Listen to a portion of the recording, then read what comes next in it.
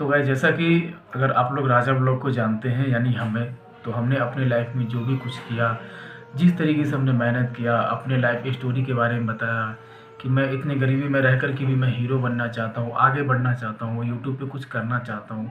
चाहे जिस तरीके के वीडियो हमने बनाया, व्लॉगिंग से लेकर एक्टिंग, कॉमेडी सब कुछ किया, लेकिन व्लॉगिंग में आप लोगों ने सपोर्ट दिया, राजा ब्लॉग के नाम से हमें प्यार दिया इतना ज़्यादा, बहुत ही ज़्यादा मैं आभारी हूँ आप लोग का। कैसे ये कर चुका हूँ, तो थोड़ा बहुत मुझे अच्छा लग रहा है कि हाँ, आप लोगों ने मुझे वो स्टेज पे पहुंचा दिया है कि हाँ, कि अपने माता पिता परिवार के लिए एक प्राउड मोमेंट हो। राजा एक अलग पहचान बना दिया आप लोगों ने।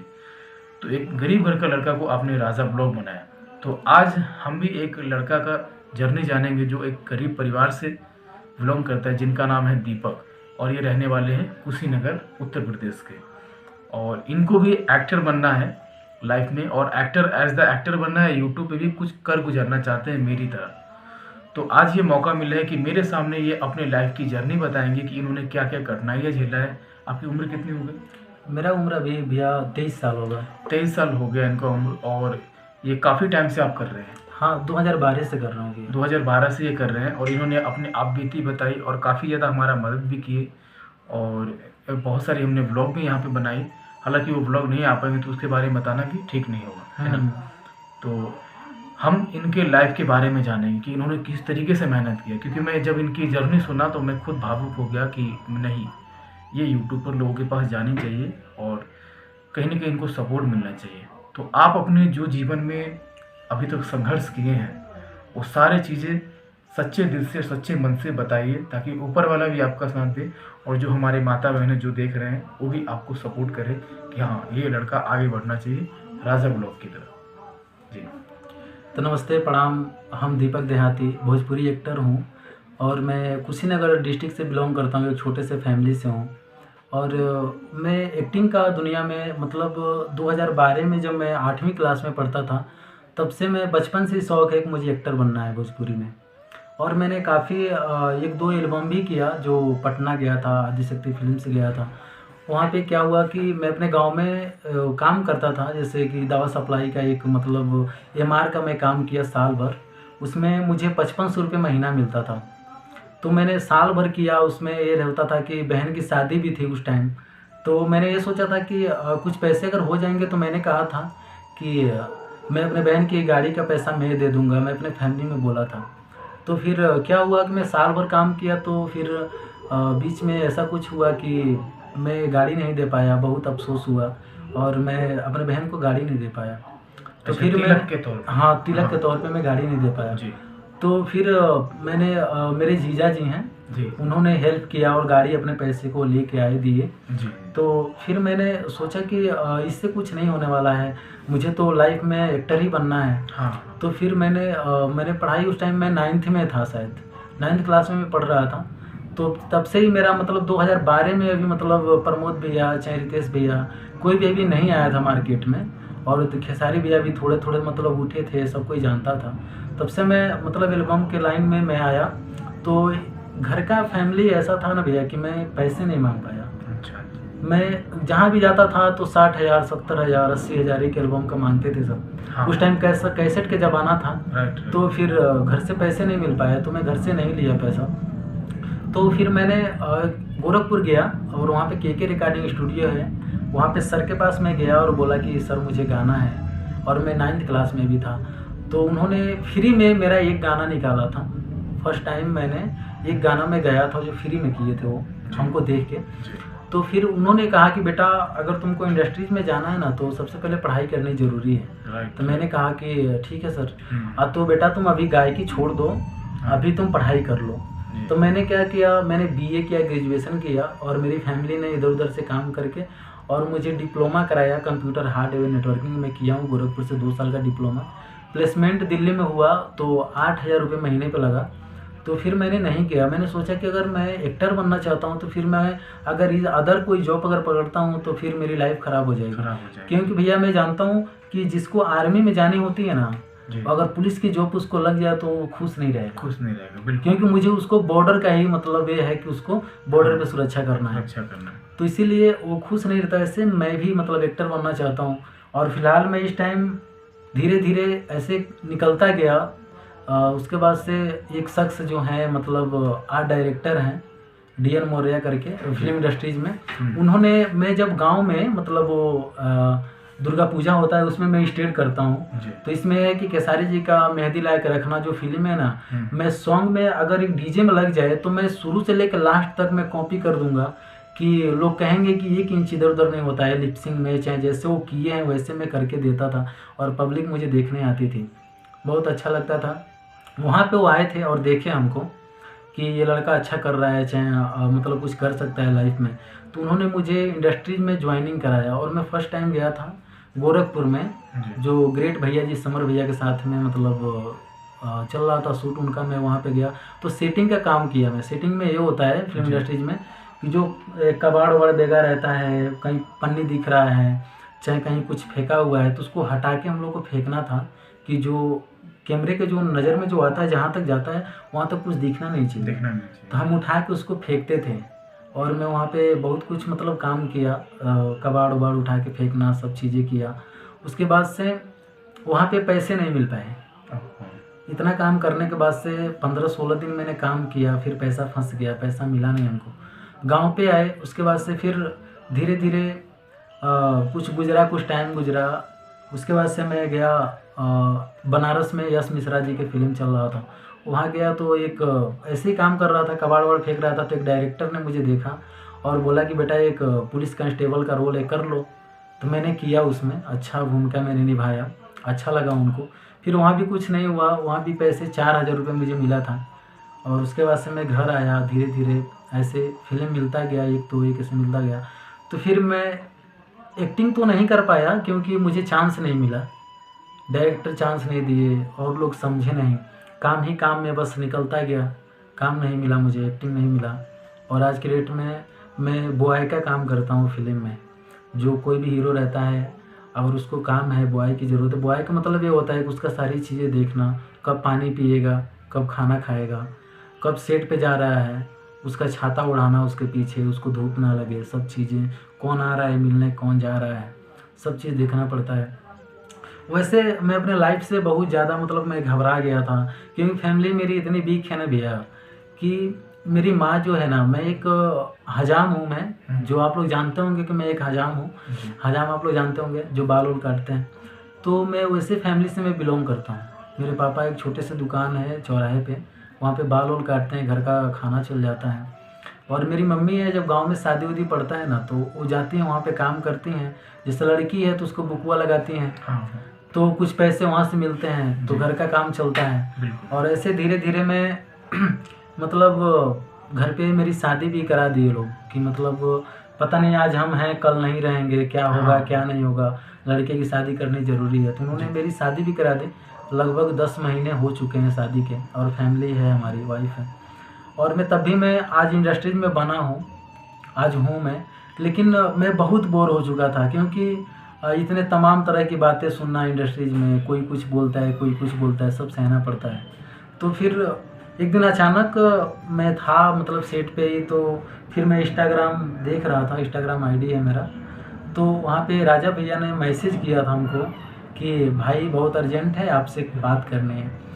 तो मैंने तो देखा तो मैं कहा यार ये राजा भैया ही हैं कि कौन है यार, मुझे यकीन नहीं हुआ सच में कि राजा भैया मुझे मैसेज कर सकते हैं, मैं कभी सोचा नहीं था।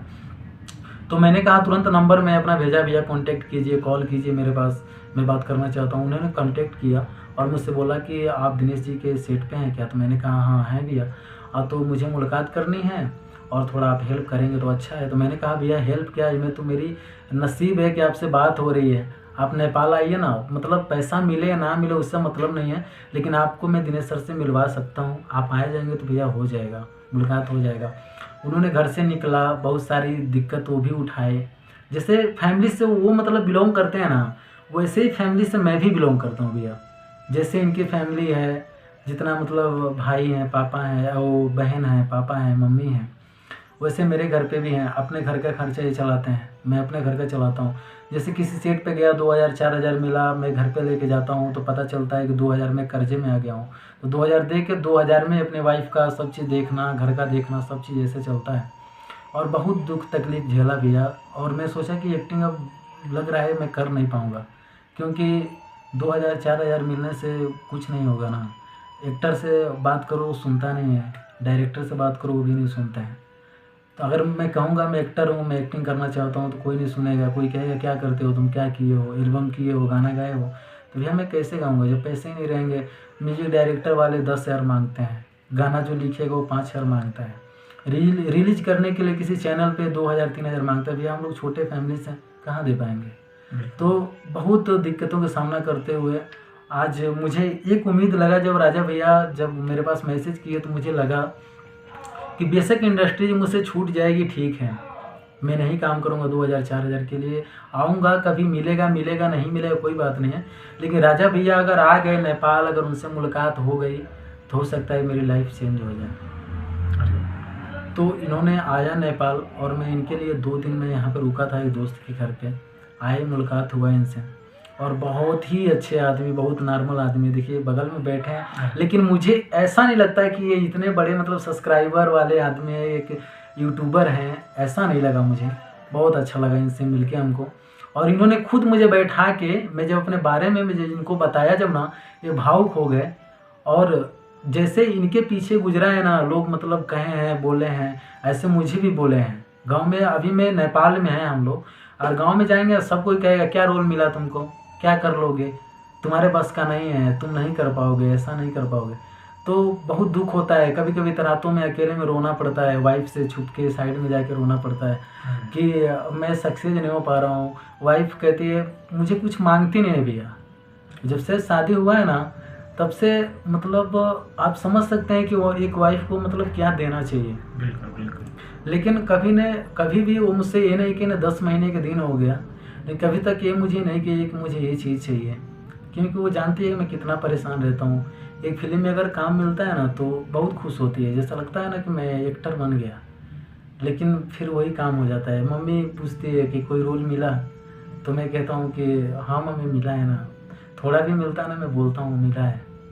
और मैं बहुत तकलीफ से मैं गुजरता हूँ। कभी ऐसा लगता है आपको कि पूरा दिन आपने खाना नहीं खाया हो, फिर भी मम्मी का कॉल आया तो आप बोलते हो कि हाँ हमने हाँ भैया, ऐसा होता है ना कि एक तरफ हीरो के सर पे मैं छाता उठाया हूँ, हाँ बैग लिया हूँ, हाँ उनका पानी रखा हूँ, हाँ और वहाँ पे मम्मी का फ़ोन आया तो मैं मम्मी से बात नहीं कर पाया। क्यों नहीं बात कर पाया कि अगर मैं साइड में अगर चला गया बात करने ना, तो मुझे डांट सुनना पड़ता है कि तुम काम करते हो, काम करने आए हो कि बात करने आए हो, ऐसा करना पड़ता है। अच्छा, जब आप किसी हीरो को देखते हैं, चाहे हमें ही देख रहे हैं, तो क्या हम हमारी जगह पे आप खुद को देखना चाहते हैं?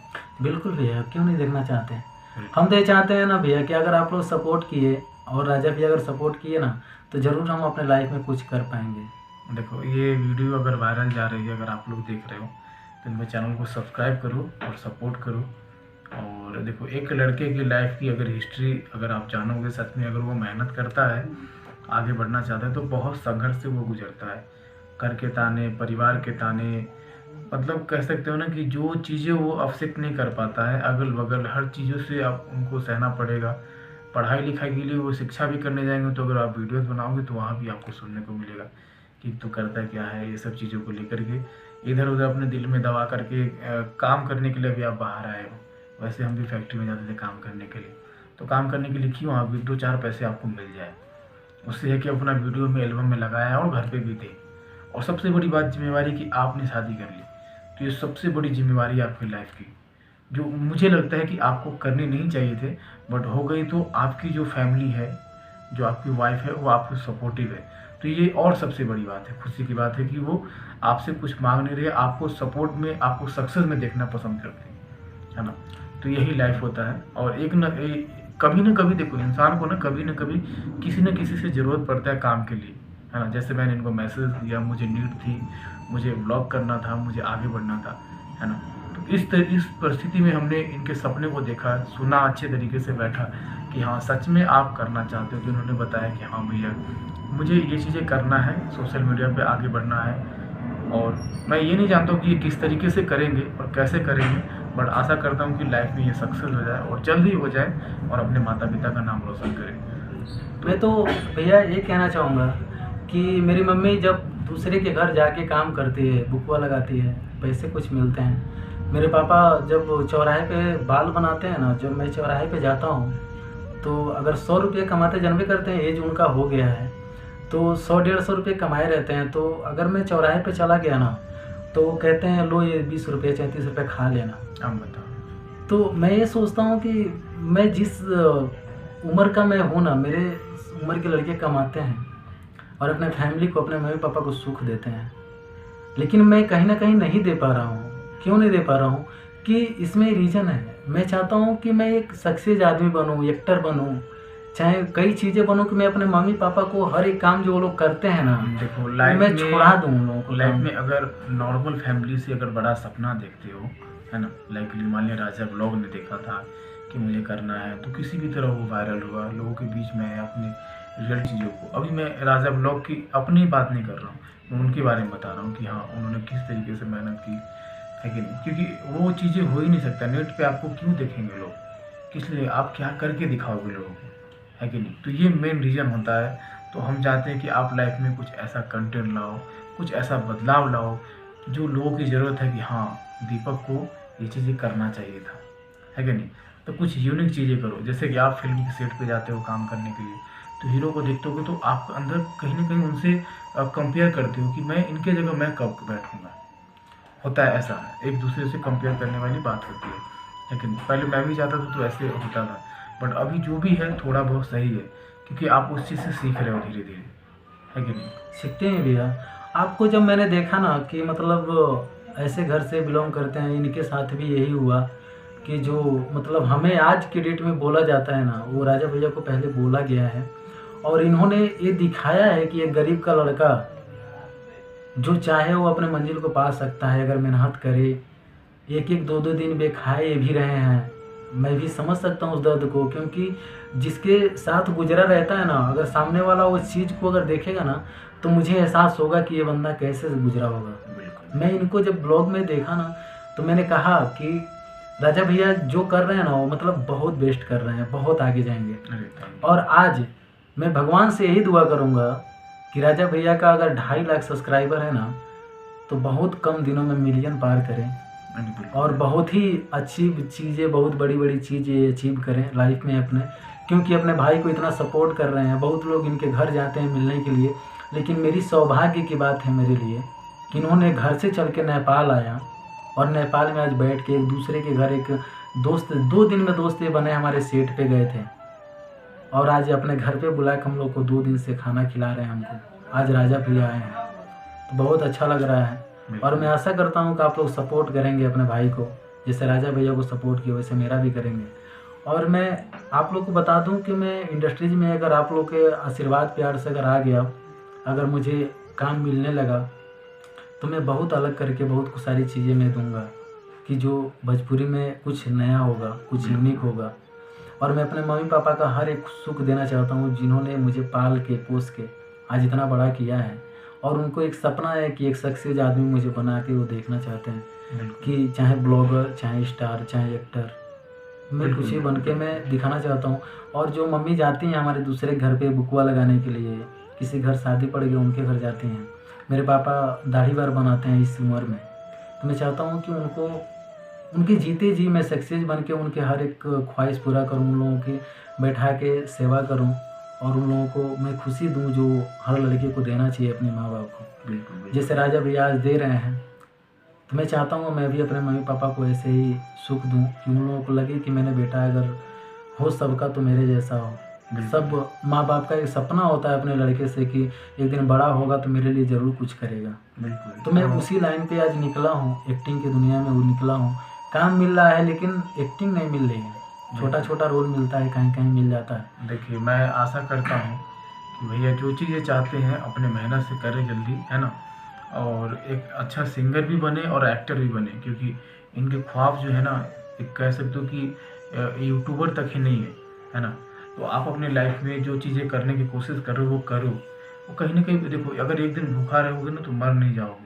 सही बात है कि नहीं, इंसान जिंदा ही रहता है, पर 100% काम करो, अपने काम पे फोकस करो। आप कुछ ऐसी चीज़ें करो जो इंडस्ट्री में किसी ने ना किया हो। जैसे हम अपने ब्लॉग में पहले देखो सेम तरीके के सब ब्लॉग बनाते हैं कि हम यहाँ जा रहे हैं, वहाँ जा रहे हैं, इस चीज़ में बैठे हैं, पर फैमिली ब्लॉग के प्रति प्यार जगाना, लोगों के पास मैसेज भेजना कम आते थे। इस वजह से लोगों ने हमें पसंद किया, प्यार किया। तो आप भी कुछ अलग चीज़ें करो और शुभकामनाएं हमारे साथ में, है ना। और जो लोग हमें देख कर के आए हैं तो भाई को सपोर्ट कीजिए, चैनल को सब्सक्राइब कीजिए, चैनल को लाइफ टाइम तक सब्सक्राइब करके रखिएगा और इनके अगले वीडियो को भी सपोर्ट दिखाइएगा। और आपसे आशा है कि बेस्ट से बेस्ट वीडियो दें, लोगों को अपनी तरफ आकर्षित करें कि हाँ दीपक कुछ कर रहा है ना। हमने अपने जीवन में कई सारे ब्लॉगर को उनकी लाइफ को सहेजा है, उनको आगे बढ़ाया है ना। तो उसी तरीके से आप भी नाम रोशन करो। देखिए, आज तक मैंने 2-4 चैनल पे भी जब वीडियो अपलोड होगा ना, तो उसके पहले भी 2-4 ब्लॉग मैंने बनाया है गांव का। अपने हाँ छोटे छोटे अपने घर के बच्चे हैं जिनके साथ मैंने ब्लॉग किया है, लेकिन वायरल नहीं हो पाया। तो मैंने बहुत निराश हुआ, क्योंकि मैं, देखिए भैया, मैं ये चाहता हूँ कि अगर ब्लॉगिंग करता हूँ, वायरल नहीं होता है, फिर अगर फिल्म में काम करना छोड़ता हूँ, तो फिर ब्लॉगिंग करता हूँ तो मेरे पास पैसे नहीं रहेंगे कि मैं अपने वाइफ को देख सकूँ, अपने मम्मी पापा को देख सकूँ। कहीं ना कहीं से पैसे मुझे ज़रूरी है आना। बिल्कुल बिल्कुल, क्योंकि इंडस्ट्रीज में अगर आता हूँ, छाता उड़ाता हूँ, पानी पिलाता हूँ, बिल्कुल, सबको ये तो देता हूँ। नॉर्मली चीज़ है। वो तो हम भी जाते थे सेट के पीछे, कैमरा चला करके आते थे, पैसे पिचाते। तो ये सब चीज़ें आपके लिए नॉर्मली है। और मोटिवेट होकर के रहें और अच्छे कंटेंट दें। और जहाँ सेट पे जाते हैं उनसे रिक्वेस्ट करें, उनके साथ भी ब्लॉग बनाएं, ताकि उनकी ऑडियंस आपको पहचाने, प्यार दे।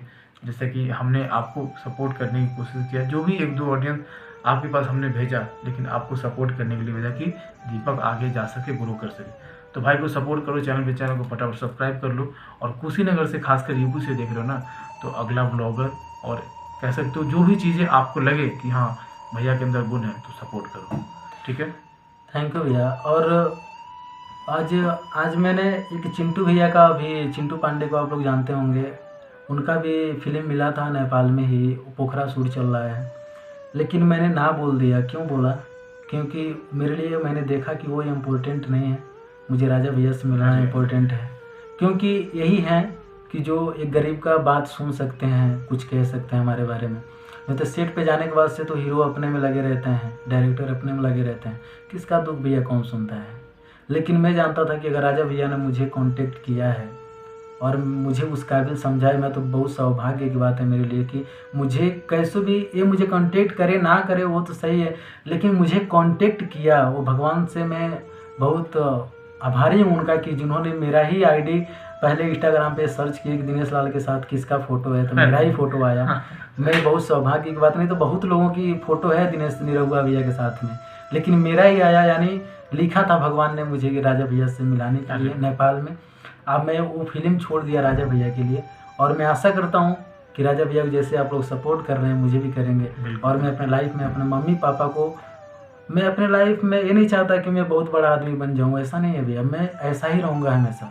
जैसे राजा भैया को आप देखते होंगे कि आज एक सक्सेस आदमी हैं, लेकिन कितना नॉर्मल रहते हैं। आप देखेंगे कपड़ा इनका, और ये शूज़ जो पहन के आए हैं, अगर दूसरा कोई बंदा अगर इतना बड़ा अगर ब्लॉगर होता ना तो ब्रांडेड चीज़ पहन के आता, लेकिन मैं कहता हूँ कि राजा भैया बनो यार।